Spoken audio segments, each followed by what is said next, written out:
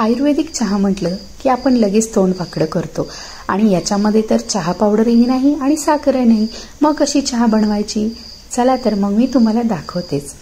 हा पेय खरं म्हणजे उत्तर कर्नाटकातील प्रसिद्ध पेय आहे आणि याचे नाव आहे कषाय.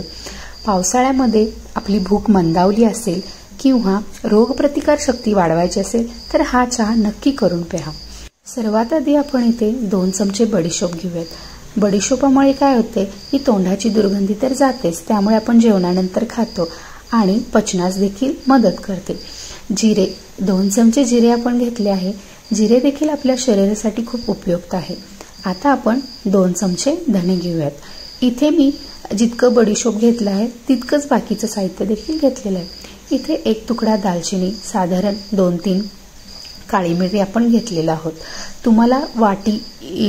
तुम्हाला जर जास्त प्रमाणात करून ठेवायचे असेल तर एका वाटीच्या साहाय्याने तिन्ही समान मापात घ्या.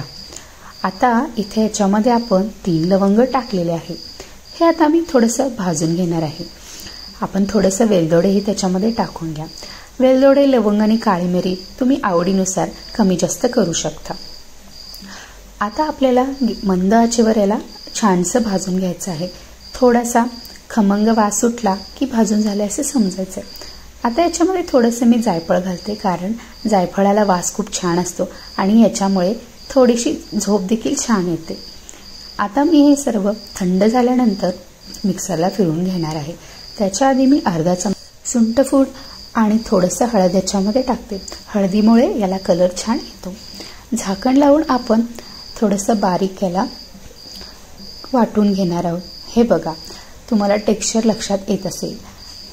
आता मी एका भांड्यामध्ये अर्ध वाटी पाणी घालणार आहे.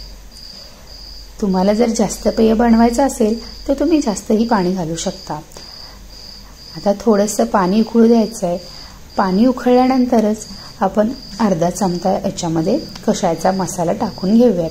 हे बघा, मी याच चमच्यानी 2 चमचा बडीशोप, जिरे आणि धणे घेतले होते. तुमच्याकडे नसेल तर तुम्ही या स्टीलच्या चमच्यानी घ्यायचं आहे.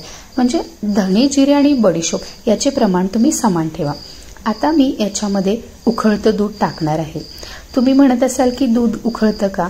तर थंड दूध जर तुम्ही वापरलात ना तर आपला पेय फुटू शकतो, कारण आधीच आपण पाण्यामध्ये मसाला उकळलेला आहे आणि वरून आपण थंड दूध घातलो तर त्याचं टेम्परेचर बिघडतं आणि आपले दूध फुटण्याची शक्यता असते.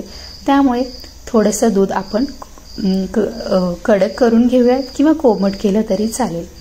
असं चमचाने मी थोडंसं फिरवून घेते, म्हणजे आपला जो मसाला तळाला बसलेला आहे तो पूर्णपणे दुधात आणि पाण्यात मिक्स होईल. इथे आपला कषाय तयार झालेला आहे, तर नक्की करून बघा आणि माझ्या चॅनेलला सबस्क्राईब करा आणि मला कमेंट करून सांगा की तुम्हाला कसा वाटला. तोपर्यंत बाय बाय. परत भेटू नवीन रेसिपी सोबत.